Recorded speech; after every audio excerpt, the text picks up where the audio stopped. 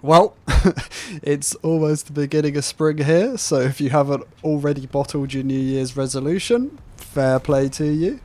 In this video, I want to talk about an idea that I picked up from legendary YouTuber CGP Grey and Brady Haran, where instead of having a New Year's resolution, they have a New Year's theme. I listened to this podcast for years, but I never bothered actually trying out a New Year's theme until I decided last year I would give it a go because I really needed to cut down food delivery apps from my life. It was making me fat. It was making me poor. They were not a positive impact on my life. Cooking is something I enjoy. So what I came up with was the year of 90%.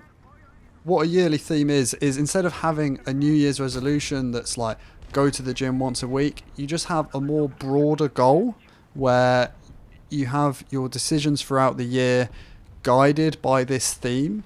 So if you want to be healthier, you don't make your New Year's resolution go to the gym 3 times a week, because as soon as you go to the gym twice a week or not at all, you feel like a failure. You instead have the year of health where you choose the healthier option in the shop when you're doing your food shop. You choose to go to the gym more, and it's about having a theme that guides your decisions that all add up to achieve a bigger goal, and it makes it much more manageable than a very easily failable task. So for the first time in 2024, I tried out having a yearly theme, and my theme was the year of 90%. So this was 3 things: 90% reduction in TikTok scrolling, 90% reduction in food delivery apps, and 90% increase in exercise. How did I actually do though? Food delivery apps, so Uber Eats and Deliveroo. I deleted my Deliveroo account. I would delete my Uber Eats account, but I get Ubers around the place, so I need to keep my Uber account. I then blocked Uber Eats, Deliveroo and Domino's on my Wi-Fi network. So if I wanted to order anything, I'd have to go into the settings as an admin on my Wi-Fi router and unblock the access to those specific websites, and it was all a bit of a faff. So that was building in some intentional obstacles to help me not fall back into bad habits. And I'm happy to say that I absolutely smashed the 90% goal. The reason why it's 90% and not 100% is because 90% would be a massive positive impact on my life in a way that means failure doesn't end the challenge and doesn't end the theme. And it gives me the space to be better the following day. I probably got to 99% reduction in food delivery apps. I essentially eliminated it as a ongoing cost from my life. It would have been 100% if not for ordering some Domino's pizzas for some house parties. But apart from that, it was essentially a flawless run.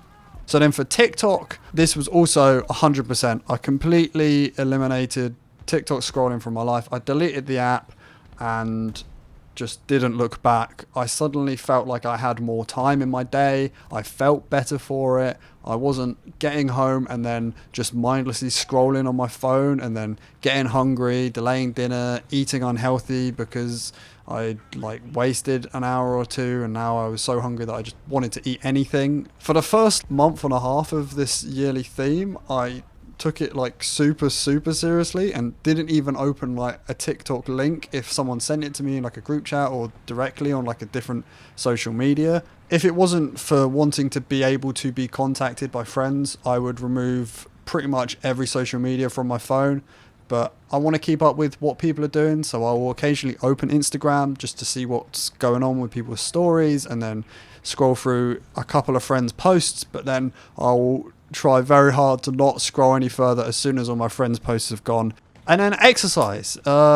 This one was probably the least successful out of the 3. I definitely achieved my 90% increase, but at the same time, 90% increase is easy because I was essentially doing no exercise before. The exercise that I wanted to tackle was running, and at the beginning of the yearly theme, I was unable to sprint for more than 500, 1,000 meters without being completely wiped out. So I plotted out a 500 meter little track using Google Maps to measure the distance. immediately outside my front door, and then I would every couple of days do a couple of laps of that, and then eventually built up to the point where I could do 10 500-meter laps, and then that was a 5k. This was a really successful way of building up to that distance where I was incapable of running that distance before, and I could easily build up. It was super easy to fail. It was about being kind enough to allow myself to not be frustrated after running an embarrassingly short distance and being absolutely wiped out. So yeah, 2024 was the first time I tried a yearly theme, and it was super successful. So into 2025's yearly theme I decided on,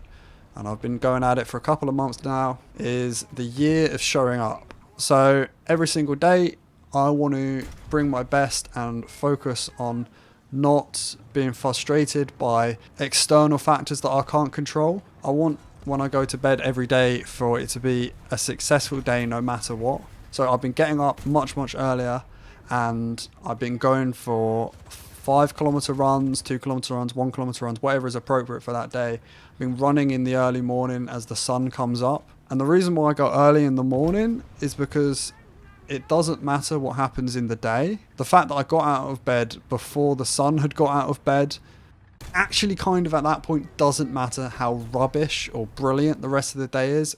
It's a sort of guaranteed good day. I've also found that the mental clarity I get from this exercise and this way of exercising, where it's first thing in the morning, it's only a couple hours after you first wake up that you're actually kind of fully alert. So if you're waking up and then immediately like trying to work, I found that if you have a buffer room of a couple of hours, you know, you get up, your blood's pumping before you get to your core daily tasks, it makes it much easier to do the things that really matter in the day, and you execute on them much more effectively. The main takeaway from this video is good enough is better than perfect, but only if good enough means the job is done.